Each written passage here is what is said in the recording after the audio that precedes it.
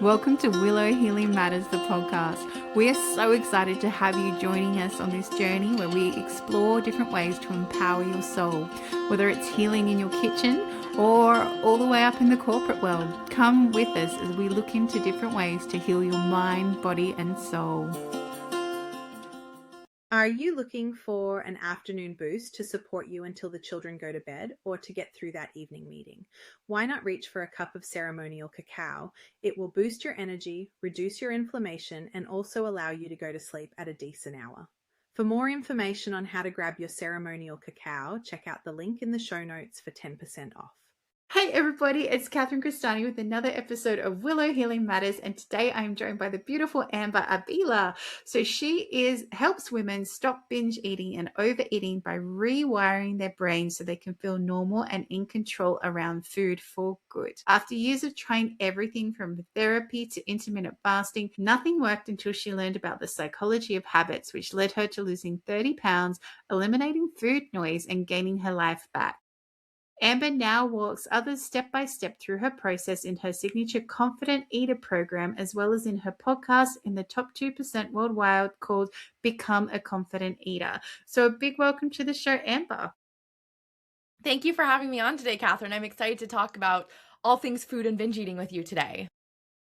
I feel it's such a powerful topic. Do you want to share a bit about your journey and how you came to doing what you're doing today? Yeah, and I think, so many women do struggle with food, with binge eating, and they're so ashamed of it. And so I really hope in today's episode, like at the very least, people can feel a little bit unshamed about it and like they're not alone, because it truly is something that, a lot of people struggle with in silence too. And I did myself for so many years.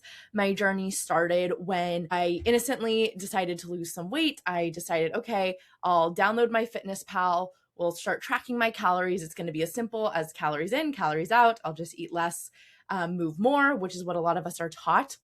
And I did lose weight, but over time I started to develop this extreme obsession with continuing to lose more weight and continuing to really obsess over the calories in food and lowering my calories more and more. It kind of became this like thing that overconsumed me.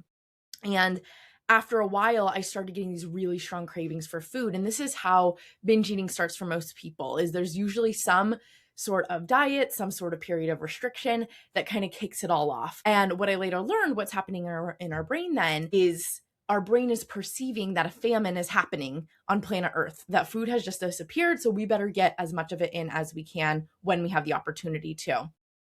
So I started getting these really strong cravings for food, and I was able to kind of white knuckle my way through them for a while until one day I remember my first binge so clearly. It was around Christmas time.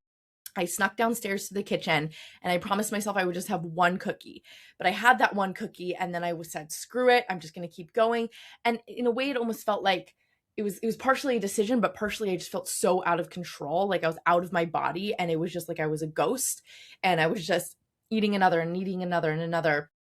And that was also the first time I ever purged by throwing up. So I also struggled with bulimia for a time period because I was so terrified of like gaining back the weight that I had lost. And the cycle continued for quite a few years. I went to therapy first. That's where most people go if they are wanting to take this deeper approach to healing their relationship with food. They want to stop dieting. But therapy did help me with a bit of the bulimia aspect of it, but it didn't really help me so much with the binge eating and my eating habits as a whole. I found that I just kept going to my past and I couldn't find any like big insights there. So it really led me to having to go out and do my own research on why was I thinking about food all the time? Why did I feel like I couldn't stop eating? Why did I feel like this was something that was consuming my life when it should be so simple of just, I'm supposed to just eat when I'm hungry and stop when I'm full. And it used to be easy when I was a kid. And what changed? So after doing my own research on my own for quite a few years, I found this weight loss coach that I worked with, and then I later worked for. She mentored me and I helped other people with weight loss coaching through her initially before I started my own business, The Confident Eater. And through that experience, I started to learn about our thoughts, our feelings, how they're all related.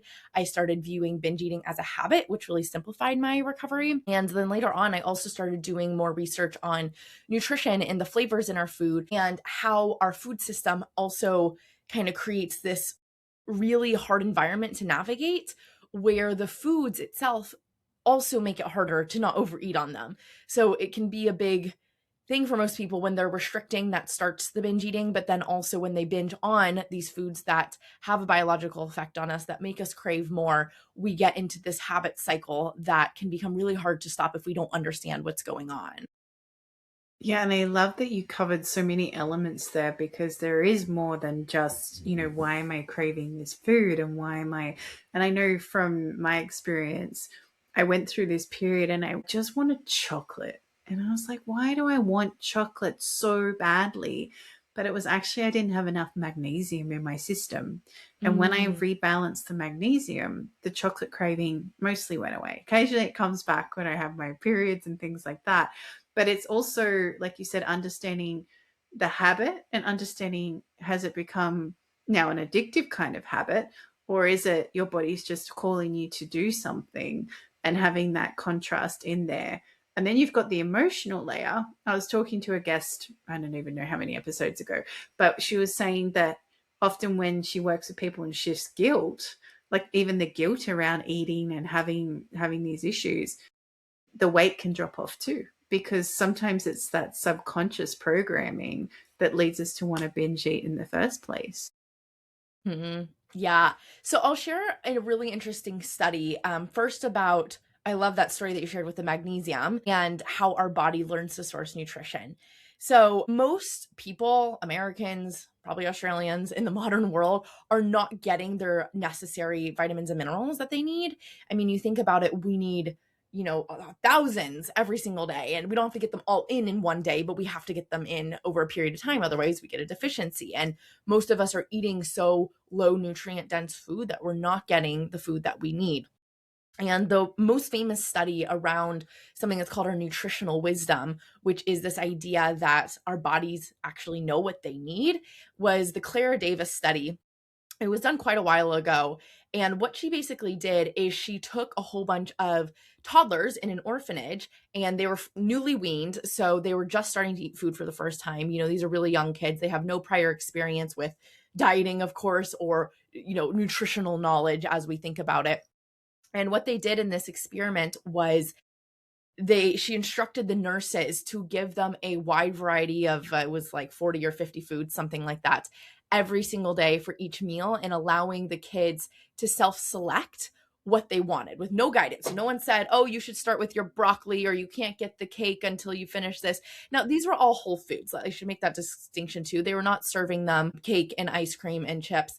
They were serving them like real foods. And they had a weird, they had like brain and liver and, like weird things. And so people would, the kids would eat like, orange juice and liver for lunch some days, like things we would think, wow, that's really odd, but that's just what they self-selected. So as they self-selected about their food choices, what was interesting is all of the kids chose something slightly different. No two were really alike all the time, where it was like, oh, every meal we're going to eat our eggs and bacon, and then we're going to have our broccoli and vegetables and our chicken for lunch. Like they all had something different. But the fascinating part is that they all met their nutritional needs, and they all grew up as very healthy children with no nutritional problems whatsoever, no weight problems whatsoever. And so this shows us that we have internal systems to guide us that can help us choose the right foods if we are in tune with them, and if we are giving ourselves access to a large amount of foods. One of the children, which was really interesting, had rickets, which is a deficiency of vitamin D.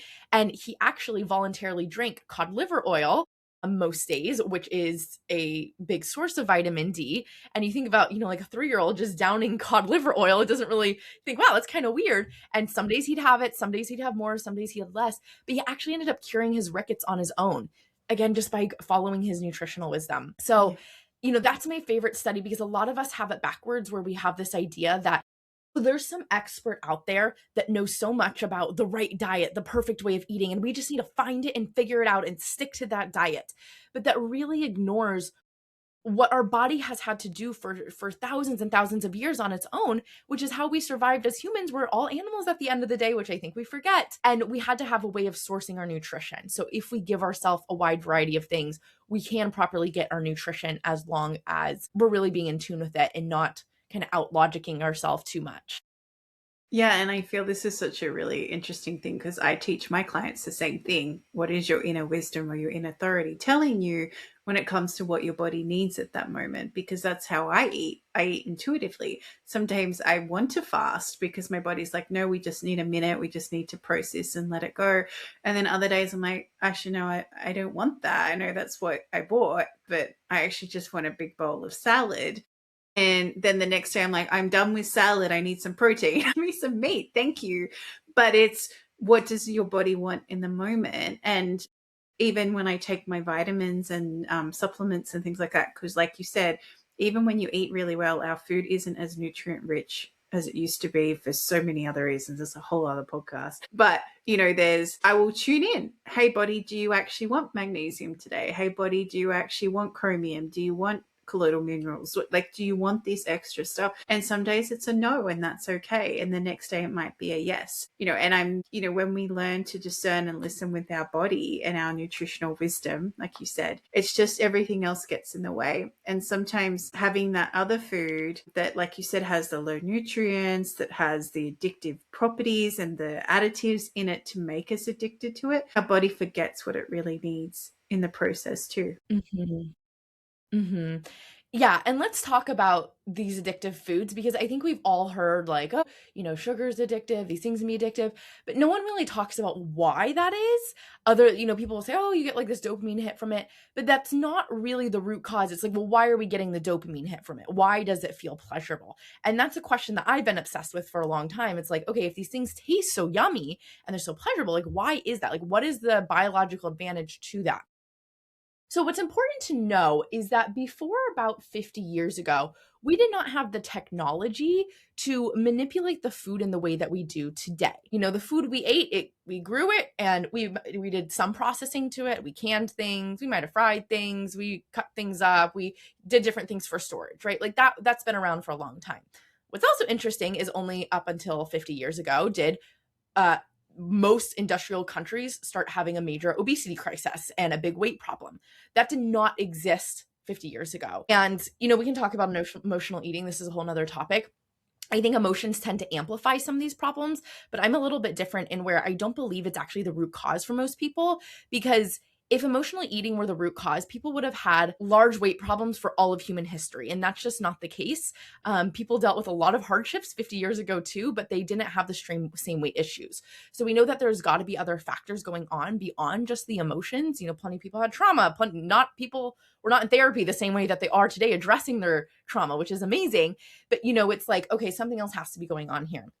So about 50 years ago, we got this new technology where we were able to create more isolated molecules and compounds to put in our foods. So this is where the introductions of things like MSG came into place, as well as flavorings, like the things that don't actually come from the ground, but we can put in our food and that they're edible and they are safe to consume in certain amounts. But the problem with them that people aren't talking about is how they impact our cravings from the lens of how our body learns to source nutrition. So to have an example of this, let's say you're out in the wild, you find a juicy, ripe orange. You bite into that juicy, ripe orange. It tastes delicious. Why does it taste delicious to us? Well, our taste buds can't taste all of the vitamins in it. It can taste that it's sweet, so it predicts, oh, like carbs are coming in. But why it really tastes so good to our brains is because at one point we ate an orange and vitamin C arrived in our gut. And so our brain made this prediction, oh, if I need vitamin C, I'm going to crave an orange. And vitamin C is something we need. And we need it in certain amounts. We can't have like unlimited amounts of it. So there has to be this like range of like craving for it. So that's why we crave the orange, we eat the orange, or we feel satisfied because we got what we needed and we move on. It's very hard to overeat on more whole foods. And if you are overeating on whole foods, that's usually because there is some level of hunger or nutrient deficiency going on there because your body's trying to compensate for the lack of it. But anyway, so we have this learned relationship between we taste this flavor and this level of nutrition comes in. Well, now let's think about something like an orange gummy bear. An orange gummy bear has no orange in it, right? It's just flavored orange. artificial and natural flavors, there's not really a big difference between them. There's just a different source. Artificial, like blue raspberries made in a lab. Natural flavors are sourced from the natural world, but they don't have to have any of the actual food in it. So what that means is if you have like strawberry flavor in something, it can still come from tree bark and leaves, which is sourced from the natural world. There's no strawberries ever in strawberry flavor. It's just the extract of it. And so when our body tastes something like, oh, we're having an orange gummy bear right now, what our brain thinks is, wow, this must be the ripest orange on planet or Earth. We have hit the jackpot, like score, go us. And so that's why we get that big dopamine hit from it, is because our brain thinks we're eating something highly nutritious. And when we have this understanding, which is missing for so many people, of, oh, the reason that it tastes good is because my brain is perceiving that this is nutritious, that alone can give us a big insight that can help us stop overeating, because we're saying nothing's broken with me because I want to eat more gummy bears. It's just my brain is getting really excited because this thing is high in nutrition when it's not. And when we can have that awareness, then we can start to normalize that desire of, okay, well, it makes sense that I'm feeling this desire, but it's kind of like this fake desire. Like the thoughts around this are not really true. It's really interesting too, because some of the chemical additives will mimic something very similar to it. Like if you look at a periodic table, there's like bromine and there's something else under. I can't think of what it is at the moment. But the body takes it up differently. But because it's so close and the body's used to processing it a certain way, it will then misprocess the additive. It'll misprocess that thing that's been replaced with. So this is then leads to your system going, hang on, we thought we were getting this, but we don't know what to do with this now. And then it can cause a whole other reaction that comes later down the track too. So, but I love your explanation of exactly, your brain thinks you're getting orange gummy bears. It's like, yeah, oranges is having an orange, and look how little it is. We don't even have to have much of it. But really, it doesn't do anything that we're hoping it's meant to be doing in this moment. And when you start to look into, like you said, all the little numbers and things and what they are, you actually start to realize that's what's going on with my body, and you can go deeper into that too. Yeah. So the second piece of this then is like that mindset piece of, okay, well, how do I actually like not want to eat the gummy bears? Because that's, if we didn't desire the behavior of overeating, we wouldn't want to do it. There's like some part of us that wants to do it and does desire it. And that's why we keep doing it. So the other piece of what really helped me heal from binge eating was understanding that the biggest lie that we tell ourselves is that binge eating is pleasurable and that it's fun and that it lets us let loose and that it makes us feel better. When we're telling ourselves that, of course, we're going to want to keep doing it. So we have to train our brain instead to see how the thoughts that tell us we want to binge aren't actually the truth, and that they're really like this lie that's been conditioned in our brain, both by society, both by food manufacturers, and just from our habit of doing it for long enough that our brain starts to perceive that behavior as safe. Whenever we do something for a long time and it does become our habit, our brain starts to think, oh, this must be something that is helping me in some way, because clearly we do it every week. We binge, every night. So this must be something that we want to keep doing, and it becomes ingrained in.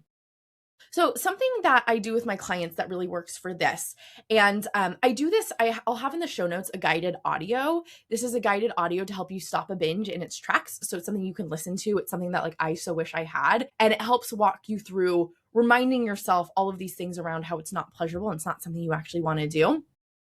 But basically what I do in that audio, and something that you can just do even in this moment, is starting to think about telling yourself the whole story.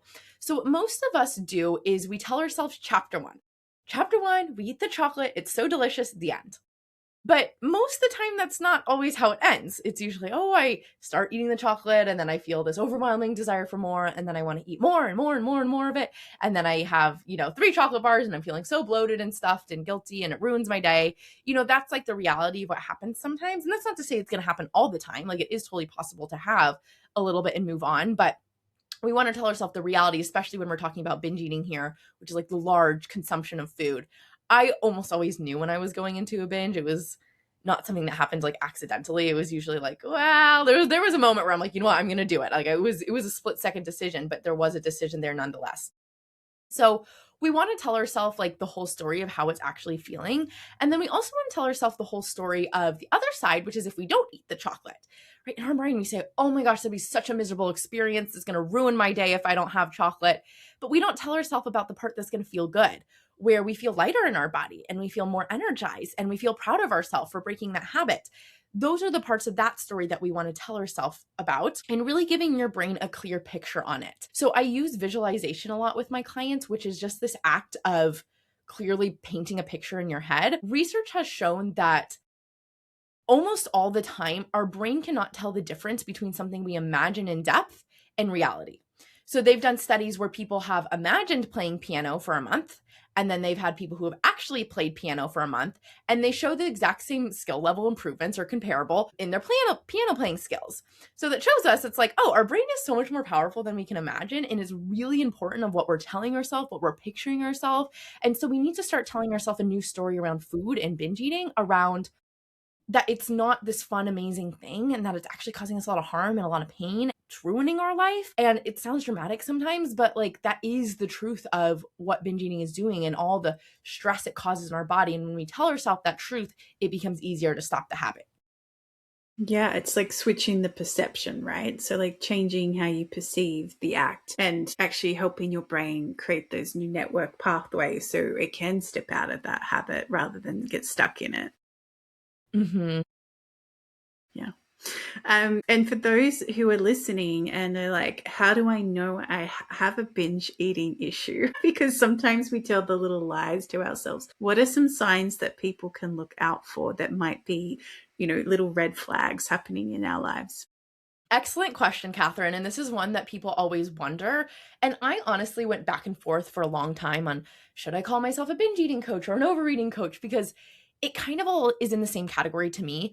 True binge eating is eating a larger amount of food than most people would consider normal, which in and of itself is like pretty vague, but eating a larger amount of food than most people would consider as normal within a 2-hour time span in a way that is accompanied with a feeling of loss of control. So those are some things that you can look out for. Really, is if you feel like you are ending your day guilty, you feel overly full many times throughout the week, you feel like you're thinking about food all the time. There's this new word of like food noise that's come about the last couple of years. I think describes it so well, of like, I have all of this food noise that I'm thinking about, and I just want to stop thinking about food all day long. Any of those signs are a good place to start to look for. But what I tell people is, if you can imagine that there might be a reality where you have a better relationship with food, that reality exists. It's kind of like when people are in a marriage or in a relationship and they're like, I don't know, is this as good as it gets? Like, it's not how I really want it to be. Usually there is a reality where there's something bigger and better out there for you. And it might take some work to get to. You might need to do some work yourself, but like, I always believe that if you can imagine the possibility of something for your life, you can have it. Even no matter how crazy it sounds, even if you've been someone who's been dieting your whole life, who's been struggling with food your whole life. I think a lot of people tend to write it off too. It's like, oh, it's not that big of a deal. Like, it just happens every now and again. But we have to eat every single day, multiple times a day for the rest of our life. And if that area isn't going well, it becomes so much harder to do the things like build the relationships we want and have the career that we want and have the finances that we want, accomplish all of the big dreams of travel and all these other fun things that we want to do for our life. If we can't figure out like how to do something that we need to do every day, like eating, in a way that feels really good to us. Yeah. And, eating can be such a pleasurable act, and it can be like a beautiful way to connect with people. And, when that food has that beautiful nutrition and, working on energetics too, like that energy in it, it does feel really nourishing to your body, and you feel really good eating it and you appreciate it. But then to know when to stop as well. It's like, oh, I've had too much. And even I grew up on the program of from my Italian grandmothers. Oh, you have to eat everything on your plate because otherwise there's children in Africa starving. And I was like, but I'm full. So then you end up creating these habits of feeling like you have to eat all these foods. Like, no, actually, I don't have to eat all the food. I've had enough. Thank you. And even that for me was like a big thing to step out of that.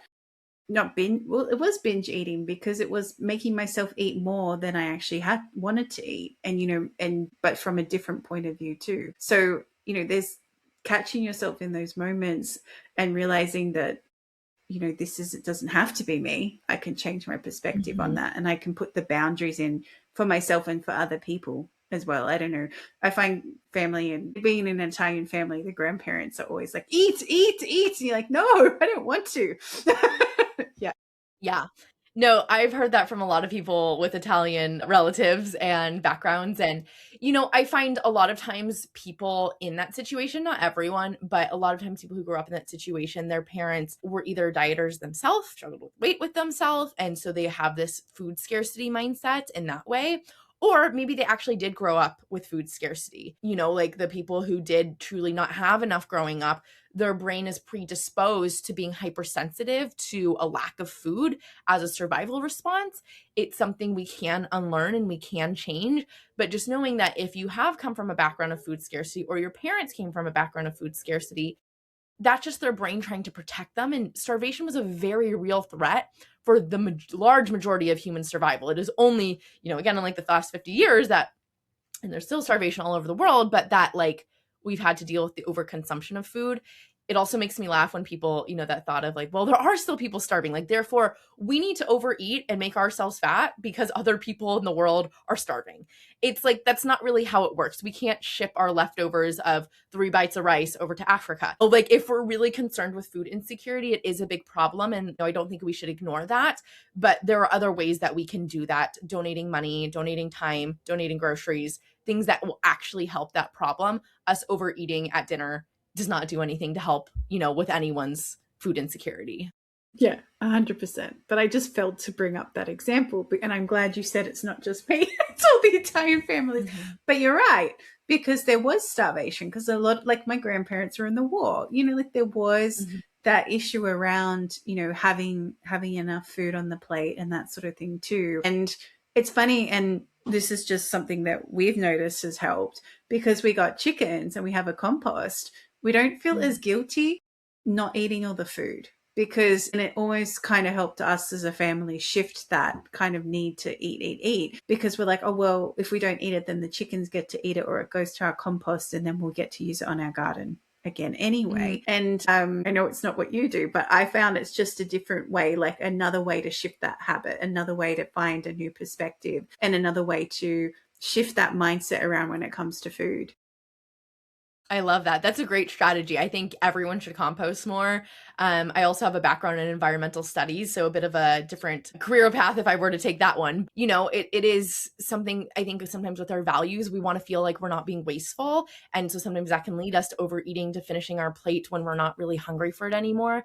And so sometimes having a solution like that of like, can we start composting as a family? Like maybe if we are really lucky and fine, we can have chickens and do that.